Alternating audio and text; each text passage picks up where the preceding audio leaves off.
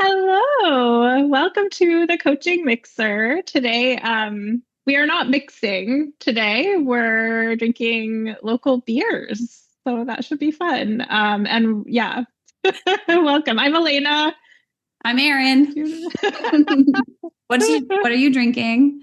I just went to my local liquor store and I found one that it literally says Jersey Life on it. So I was Oh, like, that seems very local. Jersey style lager. I don't know what a Jersey style lager is, but I will find out. oh my God, please take a sip and tell me. Let me Let's see. see. If I'm going to tell you what it is before I'm going to make sure it's okay. Hmm. Yeah, this is okay. What are you drinking? I am drinking it is from a local brewery called Block 3. It is their Blocktoberfest ale of some kind. Okay. It's like I don't know, beer is a tough one for me. Yeah. I don't know, I feel like I can have a sort of like bad gin, not bad, but like a cheap gin and a cheap tonic and a lime. And it's not that far off from like the best gin and the best tonic. With Mm. beer, I feel like it can go very wrong. Yeah. Are there types of beers that you just like stay away from, or is it more like a I really quality like thing? stouts, and there's one that this Mm. brewery makes called like some of their sours are really good. But yeah, I will drink beer at a brewery, but I almost never buy it and I never drink it. And if I'm at a place with options, beer is never the one I choose. Oh wow. Yeah. What Yeah. about you? Are you a beer lover? I wouldn't say I'm a beer lover, but I do like beer. Like if I want to have like a sort of neutral alcoholic beverage with my dinner, like I might go for a beer just because like I don't love things that are too sweet generally. Mhm. And I like wine, but it gives me some of them like give me migraines, so I Oh have to yeah, be yeah. careful if like so and I don't really know. I haven't investigated enough onto which types give me migraines. So yeah, like I can go for a beer on occasion, Yeah, but I'm not like an aficionado yeah. at all. I think great beer is great, but I just don't know enough. I think that's it. It's like I just Yeah. don't know enough. I need like someone to go with me. Like Yeah. if I went to this brewery, I would do their flight every time because they always have like some new thing. And this is good Yeah, though. This is that's like, fun. yeah, it's light. It's nice. Yeah. Nice. And it's It's funny. Oktoberfest. Yay. It's funny. You said yours is like Block 3 is Yeah. the name of that. Mine is three threes. So we have like a three Whoa. theme this episode. Numerology people, what does it mean? What does it mean? Help us. Okay, this Hopefully is something growing on me good. as I'm like having a couple more sips. I'm like, okay, this is actually really nice. I find that with Yeah. beer in general, the first sip I'm kind of like, but if it's a good one, Yeah. it grows better. Maybe partly because I'm drinking. I don't know. Maybe, yeah. Sometimes that's sometimes you get a few sips. I think that's the Yeah. other thing is I never feel like I don't know that I could drink enough beer to get drunk. I bet I Oh could, yeah. but I like Yeah. I beer is like something where I mean I only poured half of a pint into this glass because that feels like enough. Yeah, I definitely do reach a limit where I'm like, my stomach is like, no more. No, Yeah. no, Yeah. thank you. So fun. Yeah. Yeah. Maybe listeners have good like beer recommendations that we should. Yeah, the only thing I don't love is like super bitter. So I like don't go for IPAs usually, Okay. but Yeah. anything else I'm open to. I had a beer experience when I was in Wales last summer. Was it last summer? Yeah, I think it was like last June. My kids and husband and I were on this retreat in this really remote place. And one of the retreat days, we walked along the coastal path where like it was a really long walk. I think we Hmm. might have lied to my kids. I was like, yeah, fine. It's nice, just a little hike, little stroll. We had done lots of hiking, so I was sure they were going to be fine. And halfway through the hike, we walked down these stairs and we went swimming in the Celtic Sea. By Ooh. swimming, I mean, I stood in the Celtic Sea because it's really Yeah. cold. Yeah. I was going to say Yeah. that's impressive. But it was like a cold plunge kind of level of cold. And then we kept walking. And at the end of the hike was this little teeny town with an old ass pub, like an authentic, real like pub where you go up and you order your beer and you get your little sign and you have to go like bring things to your table. It was so cute. And then they had a bus for us to all go back, so we didn't have to drunk walk back to the. That sounds amazing. I actually have a lovely Welsh pub story, though I don't remember where it was exactly, but in college I was backpacking through Europe with friends and we'd like just started, and we were in like a small town waiting for the ferry. And the ferry, we missed it for the night, so we were gonna just like figure something, like maybe sleep outside. We didn't really know. We were like really roughing it. And we went into the pub for some dinner and we got to talking to the owners and they were like, "Oh, we have extra rooms, like just come stay for free." It was such a beautiful act of generosity that like started our trip in such a lovely way. Oh my gosh. I was not actually planning this segue, but we're talking about travel today. Yeah, I wasn't planning either, actually, but that's very thematically appropriate. We really didn't talk about this before we started, but yay. Yes, Wales, fun. Highly recommend. Yes, generous people, at least like 20 years ago. I'm sure they still are. Yes. Yeah, so we wanted to talk about travel, like as a business owner, as a coach. I think maybe both from the perspective of how we plan for travel in our business, since a lot of people have trouble like making time for themselves to take space away from their business, and then also like mentally or emotionally how we take that time away. Yeah. Yeah, because I mean, it sounds so funny. It's like, "Oh, I'm sorry. Are you going on vacation and you're thinking about work?" Like, "Oh, poor thing." Yeah, but it actually is a real issue. Like, just because you're not at your desk doesn't mean you're not necessarily consumed with your business thoughts about your business. And I think travel especially can highlight sometimes the ways that business owners tend to really identify so much of who they are with their business. And I think if you're not conscious about it, it's really easy for any people you are traveling with, partners, family, loved ones, to feel that, and it can create problems in your relationships. Yeah. I think especially as well as like entrepreneurs, if you work for yourself. I know the first year that I transitioned from being a full-time employee of someone else to working for myself, by the end of the year, I was just feeling really depleted and burnt out. And I was like, what's going on? I haven't actually been working like that intensely. In fact, far less intensely than when I was working full time. But then I looked back and I realized like there's like a culture in America. I would say it's not nearly enough of traveling or taking time off, but there is a culture of like holidays and like you get your vacation days that you have to either use up or roll over. Yeah. And when you work for yourself, like you don't have any of that built in, which means you have a lot of freedom to create the culture that you want to, but you have to create it. Otherwise, it's not going to exist. Like you're just going to be working all the time. Yeah. And I think, for people, especially who are newer in their business, I think if you're in a service-based business like coaches are, it can really set a bad precedent with clients if you are available 24/7, if you never take time off.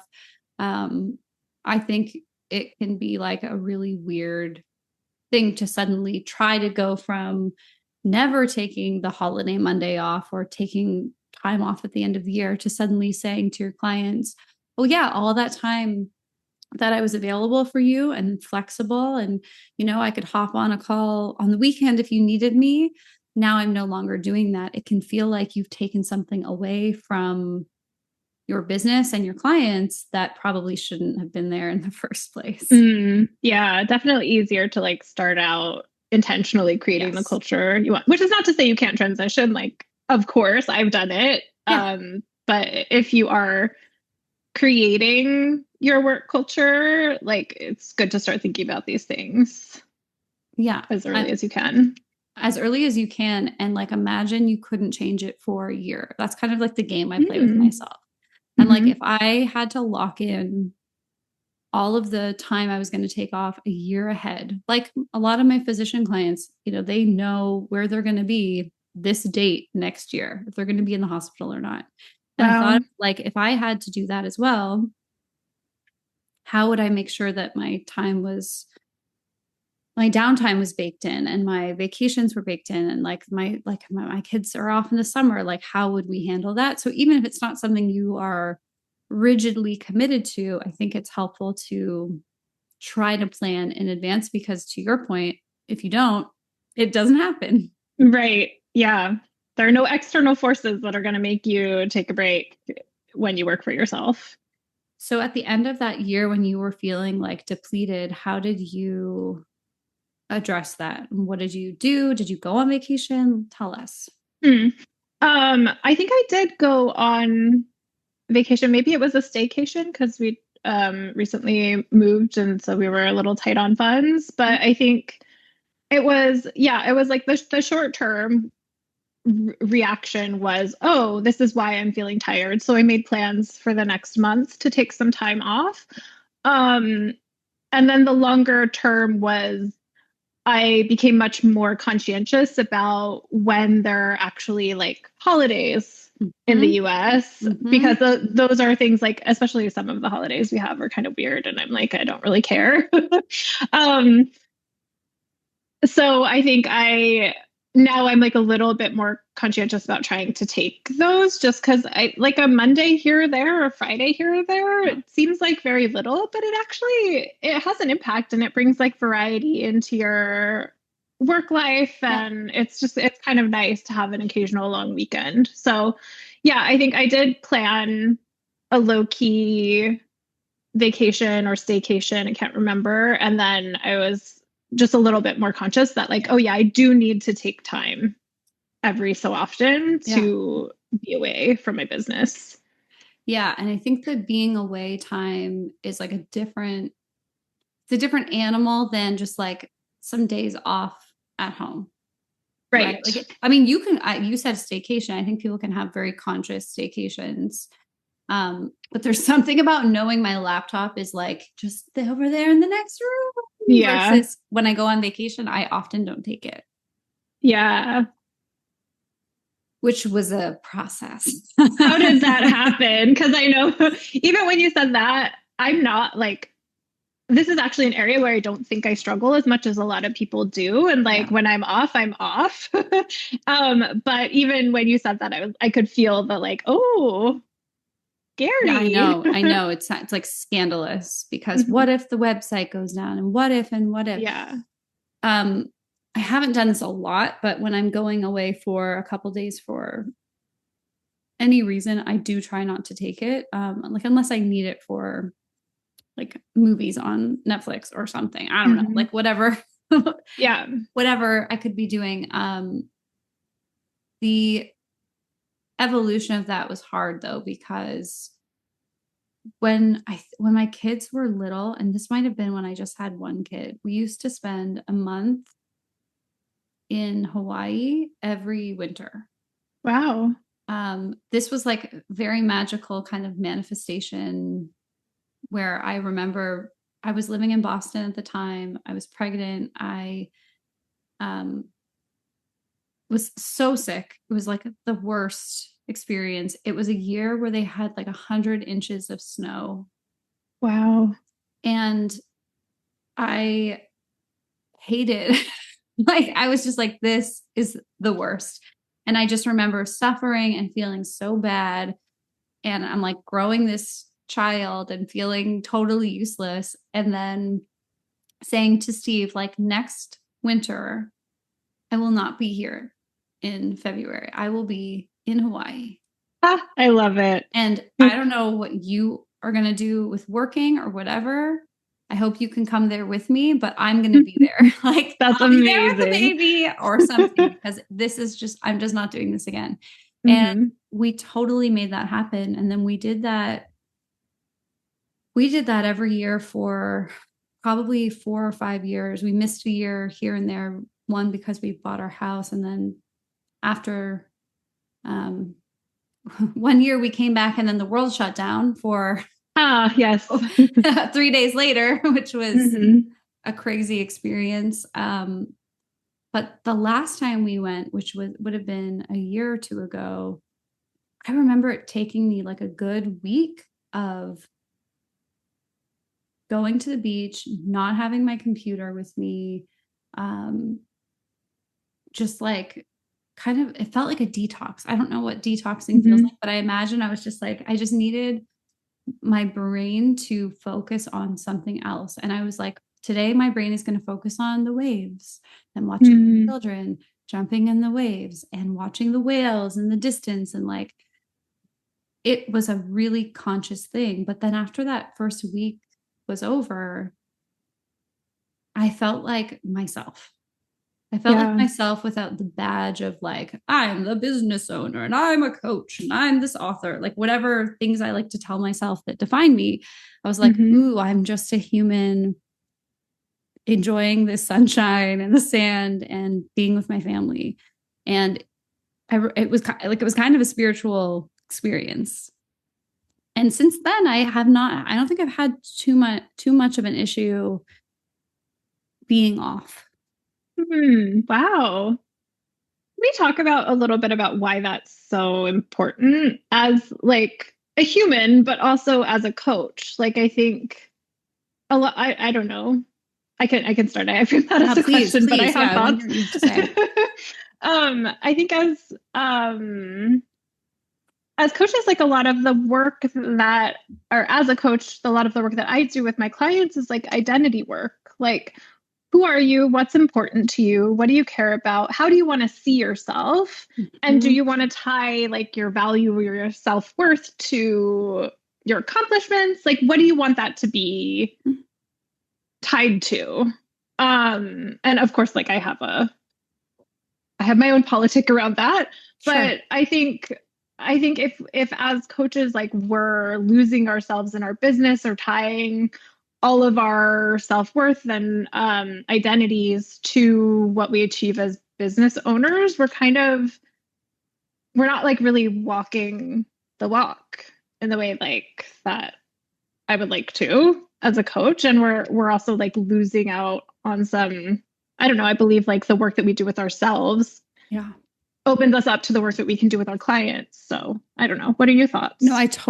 I'm with you on that. And I think that where I have struggled with that classically is there are seasons of my life where I'm like really on fire with an idea, or I'm like, Yeah.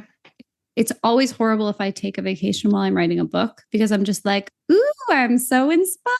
Oh, the ideas are flowing. There were so many vacations where I would get up early in the morning and be typing away and writing, and it feels really good. And I never stop. I'm not going to tell the muse no. Right. I have in the Yeah. past, but like I will like embrace those moments of inspiration and creativity. But I think the double-edged sword is that when it's always an open door policy with those types of things, it's almost like saying, I need these special circumstances to feel inspired and aligned and to create. And then where I struggle with it is I'm doing that on the back of something that's supposed to be like quality time with my kids or downtime, Right. where I'm like literally taking myself out of my environment, and the inspiration is great, but I'm like doing what I do. And I don't know if everybody does this, but what I do is I'm like, ooh, how could I write about this? How could I help someone with this? How could I turn my experience into something useful for other people? Which is Mm. great as a business owner, but it sometimes can like diminish just the human presence of an experience. So Yeah. I know I have to be careful with that because it's very easy for me to like make it all grist for the mill. how do you navigate that? Because as you identified, like it's not necessarily the solution is not necessarily to just say no to the muse, so to speak. So sometimes it might be to be like boundaried around when you're inspired, but like how do you navigate that? There was a mindset shift I had a few years ago where I started to test the idea with myself that we're all inherently creative and I can actually decide when creativity comes. And that if I Oh, I just love sit that. down and I just start working, something important will come through. And so I just stopped thinking that it was like one special moment because I mean, at one point I was getting up at like 2 a.m. and being Wow. like, oh, I have to write down this brilliant idea. I'm like, what did I really have to do that? Like, maybe, but I just had to kind of test the boundary and try on kind of a thought that didn't feel correct. But after a while of only letting myself kind of work when I decided to, it actually, I do feel it's true now. If I put like writing my next book time on my calendar, 9 times out of 10, I will sit down and write something. Yeah. And I mean, maybe this is just a kind of a moment or a phase in my life, but I also have kids who can like walk, talk, read, engage, and do stuff. Like when they were toddlers, my brain was looking for something else to do because I'm like, well, I change diapers and I sing the same 5 songs and like we just wait for nap time. Like it was not necessarily intellectually stimulating, as cute as they were. Now I'm like, my kids are like can keep me busy. We have things to talk about. We can go do things. They can go on a long hike through the through the coastal path of Wales. And maybe there will come a time when they're teenagers and they won't want to hang out with me as much. So I'm like telling myself that while everyone is present, really present, I'm going to make sure I show up for that. Yeah. You said something so beautiful about this like thought that you tried on.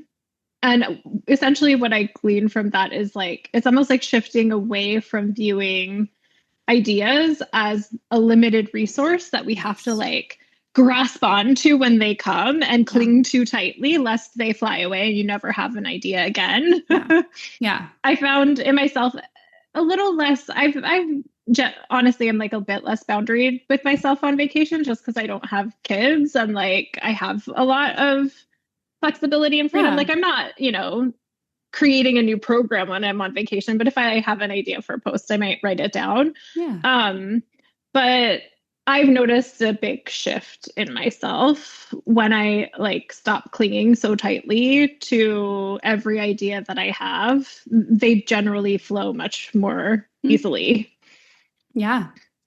Yeah. And I mean, you also talked about our integrity as coaches, like, if we can't unplug and we're coaching people on trying to be more present in their life or trying to have better relationships, and like we're not to harken back to a previous episode, we're not at least grappling with that. This is what you said. If we're not at least doing the work to grapple with our own stuff, a lot of the work that we're doing with someone can just like fall short. It's not really going to have that energetic impact. Even when it comes to like how I like to travel, that has had a ripple effect on my clients, which I really love. It may be really expensive for them, but like I try only when I'm traveling, especially for work, I try only to fly business class or higher. I don't always do that with my kids, but I did give them an experience when we went to Spain this year of having like a business class experience. Wow. At least on the way there, I was like, we got to reset the expectations with economy on the way home. But it was one of those things where I'm like, I want you to feel what it feels like to have a successful business. And like, you guys do a lot to support that. Some day I'm not always there to pick you up every day. I'm not always, available every moment of the day that you need me, but it's so that I can create experiences like this one for us to have together. Yeah. And a lot of my clients have stopped, they're making millions. Some of them are making millions and millions of dollars. And they're like, I was flying in a car because I just thought it was a waste of money to be comfortable while flying across the ocean. And I'm like, that doesn't sound like valuing yourself unless you don't care. But like, I had chronic pain for a number of years. So I definitely will do whatever I can to be physically comfortable when it makes sense. Yeah. So I think like the way you do it can also set kind of an energy line for yourself about like, I'm going to turn even the traveling part of this experience into something really nice. Right. Special. Right. Which I think is like wherever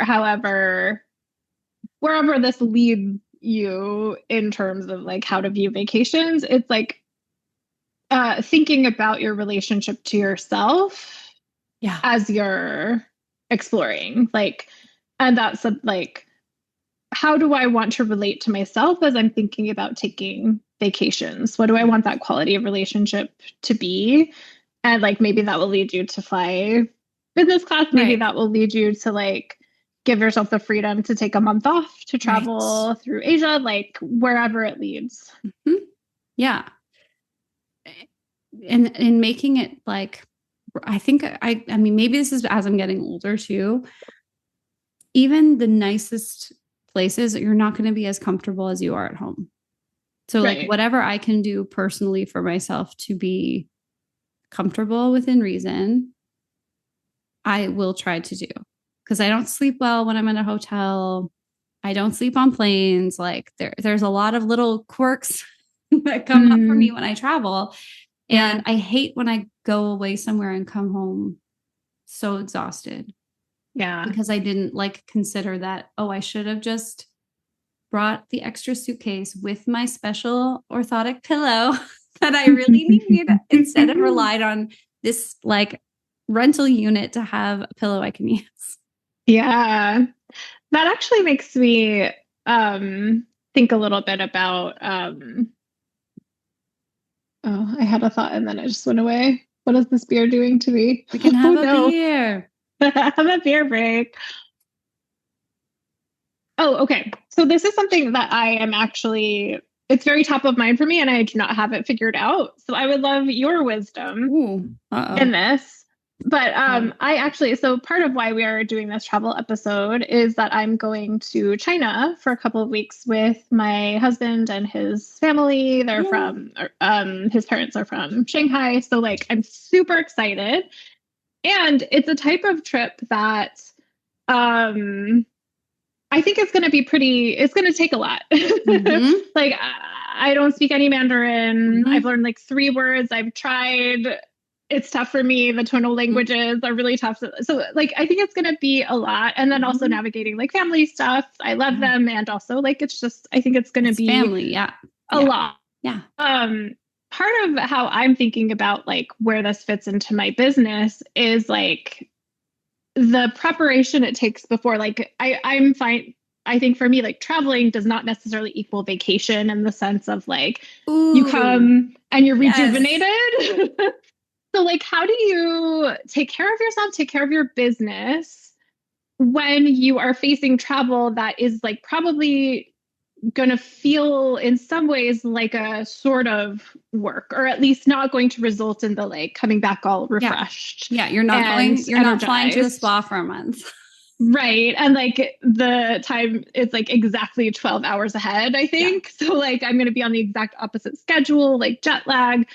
I have been feeling a little bit of momentum in my business. And I noticed that as I was coming up to this trip, I'm like, oh no, I'm going to lose all that momentum and I'm going to come back and I'm going to like have to reintegrate into my business and I'm going to be really tired. And those are thoughts that are running through. I understand they're not good. Like, yes. So helpful. No, that, I mean, how do you?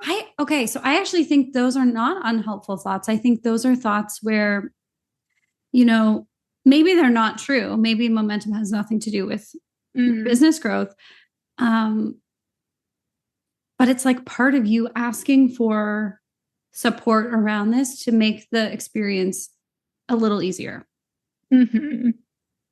So, I mean, from a business perspective, I don't know that there's a formulaic answer, but what I try to do is have some like posts ready to go, you know, like this episode's going to come out when you are away. So yeah, everyone go to Elena's Instagram, tell her that you love her, find out how the trip is going. You know, like all of those things are, you can kind of pre-plan. But I'm more curious about like, what are your boundaries around working while you're away? Are you going to be totally unplugged? I'm going to be totally unplugged. I also don't even know if I'll be able to, like, what I'll be able to access while I'm there. Because I'll have I don't think I'm going to get a VPN. Yeah. So, like, I might not be able to access Gmail. I'm just planning on being totally, totally unplugged.